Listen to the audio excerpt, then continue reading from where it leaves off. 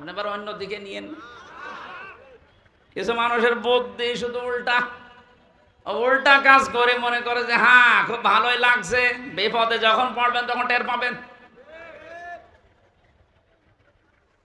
এক লোক এরকম উল্টা বোঝা, আমি একটা ঘটনা পড়েছিলাম, চিন্তা করছে সারা জীবন মোটর সাইকেল চালায়, জামা এভাবে গায়ে দেয়, বাতাস লাগে বুকে, এমন কায়দায় জামা গায়ে দেবো যেন বাতাস বুকে না লাগে। জামার সামনের সাইড দিয়েছে পেছনে, এত জোরে মোটর সাইকেল, শেষ পর্যন্ত অ্যাক্সিডেন্ট করে মসজিদের পাশে পড়ে আছে। মুসল্লিরা ফজরের পরে বের হয়ে বলছে, কি গো অ্যাক্সিডেন্ট করে ভদ্রলোক পড়ে আছে, তাড়াতাড়ি পানি নিয়ে আসেন। মসজিদের ইমাম বের হয়ে বলছে, কি বলো, দেখো এর অবস্থা, পানি কোন জায়গায় দিবা, এর মাথা তো পেছনে চলে গেছে। এরা যদি বাঁচাতে চাও তো তাড়াতাড়ি আগে মাথা ঘুরে সামনে নিয়ে আসো, ৩-৪ জন মিলে বা এতক্ষণ যদি নড়াচড়া ছিল এখন আর বাঁচবে? আপনি সব জিনিস উল্টা বোঝেন কোন কারণে? এবার যেটা বলছে এটা হাদিস থেকে, এখানে যারা রেকর্ড করছে সারা দুনিয়া এটা ছড়াবে, বিশেষ করে সারা বাংলাদেশে কালকে চলে যাবে। আমার সামনে এখন এই ২০,০০০ মানুষ না, আমার সামনে এখন ১৮। এই অনুষ্ঠানটা শুধুমাত্র যারা টুপি মাথায় দেয় তাদের জন্য না, হাদা বায়ানুল লিন্নাস। আল্লাহ তাআলা বলেন যারা মানুষ পদবাচ্চা বিবেচিত তাদের জন্য আজকের এই অনুষ্ঠান। কোরআন আমরা সবাইকে শোনাতে চাই, দল মত জাতি বর্ণ ধর্ম নির্বিশেষে, মানুষ হলেই তাকে কোরআন শোনাতে হবে। ওয়াইন আহাদুম, কোরআনে কারিমে সূরা তাওবার ভেতরে সম্ভবত আল্লাহ জানিয়েছেন, নবীজিকে আল্লাহ জানাচ্ছেন, হে নবী, যদি কোনো অমুসলিমও আসে, আপনি যখন কোরআন পড়েন, কোরআন মানুষকে বোঝান, ওই সময় ওয়াইন আহাদুম মিনাল মুশরিকিন ইস্তাজারাকা ফাআজিরহু হাত্তা ইয়াসমাআ কালামাল্লাহি সুম্মা আবলিগহু মা'মানা। মুশরিকও যদি আসে কোরআনে কারীম শুনতে, যারা আল্লাহর সাথে শিরিক করে, আপনি নিরাপদে তাদেরকে কোরআন শোনার ব্যবস্থা করে দেবেন এবং তাদেরকে তাদের গন্তব্য পর্যন্ত পৌঁছিয়ে দেবেন, তারা যেন নির্বিঘ্নে বাড়ি যেতে পারে। তাহলে এই অনুষ্ঠানটা আজকে আমরা যারা আয়োজন করেছি, যদিও আমরা মুসলিম, কিন্তু সবার জন্য। কোরআনে কারিমের কাছে আসলে বিবেক যদি কারো একটু নাড়া দেয়, আল্লাহ তাকে রাস্তা দেখিয়ে দেবে। কথা বুঝতেছেন? বিবেক যদি কেউ নাড়া দিতে পারে, তাকে আল্লাহ রাস্তা দেখিয়ে দেবে। আমার আজকে রাতে আলোচনা আছে, মনে হয় রাত ৯টা থেকে 10টা সাড়ে 10টা পর্যন্ত, আশুলিয়া জামগড়া। ওখানে আমি বিবেকের ওপরে কথা বলবো মনে করছি। আজকে এখানে আপনাদের আয়াত পড়েছিলাম সূরা আনআম 62-63 দুইটা আয়াত পড়েছি। আজকের আলোচনার বিষয় আল্লাহর জন্যে। এই শব্দটা ছোট্ট মনে হচ্ছে, এত কথা আল্লাহ এর ভেতরে দিয়ে রেখেছেন। আমার মনে হয় এই আয়াত দুইটাকেও যদি বুঝে আমল করতে পারে, দুনিয়া আখিরাত তার জন্য যথেষ্ট হয়ে যাবে। এত কথা এর ভেতরে আছে, আমরা তাফসীর আকারে বের করার চেষ্টা চালাবো ইনশাআল্লাহ। যিনি আমাদেরকে সুস্থ রাখার পরে ময়দানে নিয়ে আসলেন, না কিছু লাগবে না, কিচ্ছু লাগবে না ভাই, যার লাগে তারে দেবেন, এখানে আর আসবেন না। 1 ঘন্টা সময় বাঁচছে, একেবারে নিস্তব্ধ হয়ে বসে থাকেন। যে যত অ্যাক্টিভ হয়ে শুনতে পারবেন, আল্লাহর রহমত তার উপরে তত বেশি নাজিল হবে। কারণ কোরআনের ঘোষণা এইটা, ফাসতামিউ লাহু ওয়া আনসিতু, শুনতে হবে নিশ্চুপভাবে এবং চুপ থাকা লাগবে। লাআল্লাকুম তুরহামুন, আশা করা যায় আল্লাহর রহমত এখানে নাজিল হবে। আমরা বিশ্বাস করি না, আর এটা পাওয়ার জন্যই আমরা এসেছি। সুতরাং যারা আসলাম, বাড়ির সব কাজ বাদ দিয়ে সারাদিনের পরিশ্রান্ত শরীর এখন লেলিয়ে দেবেন বিছানায়, তাও বাদ দিয়ে দিলেন কোরআনের একটা আয়াত বোঝার জন্যে। এত আগ্রহ যাদের, তারা বলছে আলহামদুলিল্লাহ। এটা যে একটা নেক কাজ, এখন অন্তত আপনার এখানে যতক্ষণ আসেন বসেন, গোনা হচ্ছে না, এই গ্যারান্টি আমরা দিতে পারি। গোনা হচ্ছে? অথচ এর বাইরে যারা চার দোকানে বসে এখনো গল্প করছে, অনেকে গেবতও করছে। গেবত করছে না? অনেকে বিভিন্ন নভেল, নাটক, সিনেমা, উল্টাপাল্টা নাচ দেখতেছে। আরো বিভিন্ন জায়গায় যারা অপকর্মে লিপ্ত আছে, এই সমস্ত মানুষের যে গোনাহ হচ্ছে এতে কোনো সন্দেহ আছে? আমাদের অন্তত হায়াতের জিন্দেগিতে এখন 1-1.5 ঘন্টা যা বসে থাকবে, আপনার আর যাই হোক গোনাহ হবে না, বলেন না কেন? আল্লাহ রাব্বুল আলামিন বলেন, মান জাবিল হাসানাতি ফালাহু আশরু আমসালিহা। হে নবী, পৃথিবীতে কোন মানুষ যদি একটা নেকির কাজ করে, মহান আল্লাহ দয়া করে ওটা বৃদ্ধি করে 10 গুণ বৃদ্ধি করে দেন। অমান জাবিস সাজ্জিয়াতি ফালা ইউজা ইল্লা মিসলাহা ওয়া হুম লা ইউজলামুন। কিন্তু কোন মানুষ যদি জুলুম করে, অন্যায় করে, পৃথিবীতে সাজ্জিয়াত পাপের কাজ যদি কোন মানুষ করে, আমার আল্লাহ তাকে যতটুকু পাপ করবে অতটুকু পরিমাণে শাস্তি দেবেন। সব জায়গায় আনন্দের বিষয়ে আল্লাহ তার উপরে জুলুম করবেন না। এই যে শেষের শব্দটা, জুলুম করেন না আল্লাহ, এটা যে এত নিকৃষ্ট শব্দ আল্লাহর কাছে।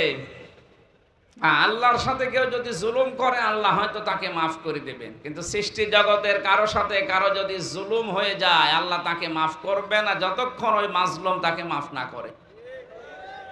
আমার কথা ক্লিয়ার তো? না না, ক্লিয়ার হয়নি। আপনি আল্লাহর বিভিন্ন অধিকার নষ্ট করেছেন। আপনি বান্দা হিসাবে আল্লাহর অনেকগুলো অধিকার আল্লাহ আপনার কাছে পায়। যেমন আপনাকে উল্লেখ করার মতো কিছু ছিল না, সেখান থেকে আজ আপনাকে ওয়াহিদুজ্জামান বানিয়েছে। এটা আপনার বাবা বানিয়েছে। হ্যাঁ, বলেন বলেন। হাল আতা আলাল ইনসানি হাইনুম মিনাদ দাহরি লাম ইয়াকুন শাইআম মাযকুরা। হে ওয়াহিদুজ্জামান, তোমার জীবনে এমন একটা সময় ছিল যখন উল্লেখ করব এরকম কিছু বিষয় তুমি ছিলে না। কে বলছে? সেখান থেকে আজ এই চেয়ারে বসে আছি আমি। এখানে এককভাবে হয়তো তোমার মা বাবা বিছানায় ছিল, এতটুকুই শেষ। বাকি যা করার আমি আল্লাহ নিজে করেছি। এজন্য তোমার প্রতি আমার অনেকগুলো দাবি আছে। আমি তোমাকে বানানোর কারণে আমার প্রতি তোমার যেমন দাবি আছে, সে দাবিগুলো আমি ওই যে বীর্য থেকে শুরু করে এ পর্যন্ত সবই দিয়েছি। তুমি কথা বলতে পারতে না, আমি আল্লাহ এটা শিখিয়েছি। বিজ্ঞান এখন জানিয়েছে যে মানুষ কথা বলে, এক একটা কথা তৈরি হতে 27টা ধাক্কা লাগে। এই কণ্ঠে, এই কণ্ঠের ভেতরে 27টা স্তর আছে। এতগুলো ধাক্কা তৈরি হওয়ার পর একটা কথা আপনি বের করতে পারেন। কোরআন আর হাদিস জানিয়েছে প্রত্যেকটি স্তরে আল্লাহ এক একজন ফেরেশতা বসিয়ে রেখেছে আপনার এই কথা তৈরি করার জন্য। মেশিনের ভেতরে যদি আপনি গম দেন, 3-4টা স্তর পার হওয়ার পরে আটা বের হয়। আল্লাহ বলেন, এই যে কণ্ঠের কয়েক ইঞ্চি জায়গা, এখান থেকে কথা তৈরি হতে 27টা স্তর পার করে একটা কথা বের হয়। কাউকে যদি আল্লাহ কথা বন্ধ করে দেয়, তাম দুনিয়ার সব ডাক্তার মিলেও আপনার কথা বের করতে পারবে না, কারণ এটা আর মানুষের দায়িত্বে নেই, এটা আল্লাহ নিজে দায়িত্বে রেখেছেন, আর এটা পালন করাচ্ছেন আল্লাহ ফেরেশতাদেরকে দিয়ে। এই জন্য মানুষ যদি একটু নাড়াচাড়া দেয় বিবেককে, একটু যদি কাজে লাগাতে চেষ্টা করে, ওর দুনিয়ার দিকে তাকানো লাগবে না, ওর নিজের দিকে তাকালে হেদায়েত পেয়ে যাবে। আমরা বহুবার বলেছি, মানুষকে বানাতে আল্লাহ যে নিজের পক্ষ থেকে 5টা জিনিস দান করেছিলেন: শ্রবণ শক্তি, দর্শন শক্তি, বাক শক্তি, আকেল শক্তি আর ঘ্রাণ শক্তি। এর ভেতরে বাক শক্তি এ শব্দটা আছে না? বলেন বলেন। এটা ক্লাস চলছে, ছাত্রের মতো জবাব দেবেন। বাক শক্তি দিয়ে মানুষ কি করে? কথা বলে। বলেন না কেন? তাহলে এইটা আল্লাহ নিজে দিয়েছেন, কেউ দেয়নি। তাফসীরের ভেতরে পড়েছি হাক্কানিতে, এখানে অনেক আলেম আছে, তাদেরকে বলছি আপনি একটু চিন্তা করে দেখেন, এই যে 27টা স্তর, প্রতি জায়গায় একজন করে ফেরেশতা বসে আছে, এর কথা ওর কাছে, ওর কথা ওর কাছে, এভাবে দিতে দিতে 27 নাম্বারের জায়গা দিয়ে একটা কথা তৈরি হয়। একটা ফেরেশতাও যদি ওখানে বসা অবস্থায় দায়িত্ব সঠিকভাবে পালন না করে, কোরআন আর হাদিসের বর্ণনা আপনি কথা শুদ্ধভাবে বলতে পারবেন না, গা গো শব্দ হবে। আর বিজ্ঞানের থিওরি হচ্ছে আপনার কথাগুলো মুখ দিয়ে আসবেই না। পাগল যেমন আ করে আপনি ওরকম করবেন। যে কথা এটা তৈরি হওয়ার জন্য যিনি দায়িত্ব পালন করাচ্ছেন ফেরেশতাদেরকে, বলেন বলেন আল্লাহ বলেন এই যে কথা থেকে শুরু করে তোর শরীরে যত অর্গান দিয়েছি, যত সম্পদ দিয়েছি, এক একটা মানুষের শরীরে যত সম্পদ আছে, যত যদি কিছুই না পায়, একটা একটা করে যদি বিক্রি করতে থাকে, আপনি কত টাকার মালিক নিজে জানেন? যিনি বসে আছে আমাদের প্রধান অতিথি, ওনাকে আল্লাহ সম্পদ দিয়েছে মনে করেন। যদি বলা হয় ভাই 2টা চোখ দিয়ে দেন, এই যে প্রতিষ্ঠানের মালিক আপনি, এরকম 5টা প্রতিষ্ঠান দিয়ে দেবে? বলেন তো 2টা চোখ দিতে রাজি না? দর্শন শক্তির কথা বলছিলাম, আল্লাহ নিজে দিয়েছেন এইটা। এই জন্য উনি যদি কাউকে নষ্ট করে দেয় জন্মের পর থেকে, তামাম দুনিয়ার ডাক্তার মিলেও আপনাকে দেখাতে পারবে না। আল্লাহ বলেন আমি যে নেই থেকে শুরু করে তোরে হামসা বানালাম, বহু কিছু তোর জীবনে আমার আছে। আমার যেমন আছে তোর জীবনে, আমিও তো তোর কাছে কিছু পাবো। সেই হিসাবে আমাকে তো কিছুই দিতে পারলে না, তারপরও আমার বিভিন্ন অধিকারগুলো যখন নষ্ট করে ফেলো, আমি আল্লাহর কাছে যখন ফিরে আসার ঘোষণাও দেয়া যে আমি ফিরে আসতেছি, তখন আমি আল্লাহ মাফ করে দেই।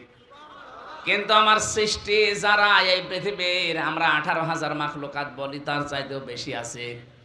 এই সৃষ্টির কারো সাথে যদি তোমার জুলুম হয়ে যায়, যতক্ষণ ওই মাজলুম তোমাকে মাফ না করবে, ততক্ষণ তোমার ক্ষমা নেই। এই বিষয়টা আজকে আমি ক্লিয়ার করব যতটুকু সময় লাগে। এই বাংলাদেশে যেহেতু এটা এখন বেশি চলছে, এই 15.5 বছর আপনারা যারা জুলুম আর অত্যাচার, নির্যাতন, গুম খুন, মানুষের অধিকার নষ্ট করা, আয়না ঘরের সাথে যারা জড়িত ছিলেন, এটা যে ছিলেন এটা প্রমাণ হয়ে গেছে না? এখন যদি আপনি বলেন আস্তাগফিরুল্লাহ, আপনার মাফ হবে না? আরে ভাই, আপনি তো আল্লাহর কাছে অপরাধ করেননি, আপনি অপরাধ করেছেন হামজার কাছে। এই যে আমি 3টা বছর জেলে ছিলাম, আপনি কি আল্লাহর কাছে অপরাধ করলেন না আমার কাছে? কয়েকদিন আগে আমার মামলা সব খারিজ হয়ে গেছে, আদালত কর্তৃক প্রমাণিত যে আমার কোনো দোষ নেই, আমি নির্দোষ। তাহলে নির্দোষ মানুষকে বিনা কারণে আপনি 3টা বছর ওই ফাঁসির কন্ডেম সেলের ভেতরে রেখে দিলেন, এটা জুলুম। আরেকটু আসতে বলে, এই জুলুমের সাথে আমার মামলার আয়ু থেকে শুরু করে যারা টপ টু বটন জড়িত, প্রত্যেকেই জালেম। জুলুম যারা করে তারা কি? ইমাম আহমেদ ইবনে হাম্বল রাহমাতুল্লাহ আলাইহি উনি জেলে ছিলেন, ওনাকে প্রতিদিন 32টা করে চাবুক মারা হতো। এক কারারক্ষী এসে একদিন বলছে, হুজুর জালেম কাকে বলে? জালেমদের যে বর্ণনা আপনি মাঝে মাঝে এই যে কারাগারে বসে বসে বলেন, লেখেন, তা আমি যে আপনাকে পাহারা দেই, আমি কি জালেমের ভেতরে পড়ি? আমি কি জালেমের সহযোগী হিসাবে পড়ি? আপনি একটু আমাকে বলেন তো। ইমাম আহমদ ইবনে হাম্বল বললেন, আল্লাহর বান্দা, জালেমের সহযোগী বলা হয় তাদেরকে যে মানুষগুলো যারা জুলুম করে তাদের পানি টেনে দেয়, কাপড় পরিষ্কার করে, ঘরদোর পরিষ্কার করে দেয়, নাস্তা বানিয়ে দেয়, চা টেনে দেয়। এই জালেমদের যারা এগুলো খেদমতে আছে, তারা হচ্ছে জালেমদের সহকারী। আর তুমি সেটা করছো সহকারী না, তুমি নিজে জালেম। দাঁতে কামড় দিয়ে বলছে, কি প্রশ্ন করলাম আর উত্তর পেলাম কি? প্রশ্ন না করাই ভালো ছিল। আমি জানতে চেয়েছিলাম যে আমি কি জালেমের সহযোগী কিনা, এখন তো নিজেই আমি জালেম হয়ে গেলাম। এই জুলুম থেকে মুক্ত হওয়ার জন্য কি করা লাগবে? উনি কয়েকটা টিপস দিয়েছিলেন। আমার এখানে শিক্ষা দেওয়ার বিষয়, এই 15.5 বছরে যে যা জুলুম করেছেন, ওই জুলুম যদি যার সাথে করলেন তার ক্ষতি হয়ে যায়, ওই ক্ষতিপূরণ আপনাকে দেওয়া লাগবে। আমার সাথে এক ওসি ছিল কারাগারে, ওই যে নুসরাত হত্যা মামলা। আমি একদিন আমার ফাঁসির কন্ডেম ছেলে বসে বসে তাওবার ব্যাখ্যা করছিলাম। উনি আমার কাছে এসে বলছে, হুজুর যে ব্যাখ্যা দিলেন আমিও তো তওবা করেছি, দেখেন তো আমার তাওবা মেলে কিনা বলেন। যে নির্বাচন গেল আমি বাইরে ছিলাম, রাত 12টার পর থেকে আমার যে এসআই এবং আমার যা আছে আশপাশে কনস্টেবল, এদেরকে নিয়ে আমার আন্ডারে যারা রাত 12টার পর থেকে আল্লাহর নামে আমি ভোট কাটা আরম্ভ করলাম। এই দেখেন কোরআন শরীফ আমার সামনে, এইভাবে বলছি, আমি আল্লাহর নামে ভোট কাটা আরম্ভ করলাম। ফজর পর্যন্ত কাজ করে বাক্স পরিপূর্ণ করে আমি জায়গা মতো পাঠিয়ে দিলাম। এই জন্যই তো দিনের ভোট রাতি হয়েছে। প্রত্যেক থানায় একই অবস্থা। ফজরের আজান দেওয়ার পরে গোসল করলাম তাড়াতাড়ি, ওযু করার পরে 2 রাকাত নামাজ আদায় করে বললাম আস্তাগফিরুল্লাহ। হুজুর আমার এই তাওবা হয়েছে। আলাম না, তাওবা হয়নি, এটা ভণ্ডামি। আরে ভাই, আপনি তো আল্লাহর কাছে দোষ করেননি যে আস্তাগফিরুল্লাহ পড়বেন, আপনি দোষ করেছেন হামজার কাছে। একটা এমপি বানাতে 3.5 লাখ 4 লাখ মানুষের রায় লাগে, আর আপনি নিজেই সব দিয়ে দিলেন। কথা বলেন না কেন? সুতরাং আমার মতো 3.5 থেকে 4 লাখ হামজার কাছে আপনি আগে মাফ চাবেন। আমরা যদি বলি ঠিক আছে যা তোরে ছেড়ে দিলাম, কিন্তু ভয়ঙ্কর বিষয় হচ্ছে আপনি যখন থেকে ভোট কেটেছিলেন তারপরে এই কয় বছরে অনেক মানুষ এ দুনিয়া থেকে বিদায় নিয়েছে। আপনি তাদের কাছে মাফ চাবেন কি করে? সুতরাং জালেমদের অনুসারী যারা ছিল, ফাঁসিবাদের দোসর যারা ছিল, ওদের দুনিয়াও শেষ, আখিরাতও শেষ।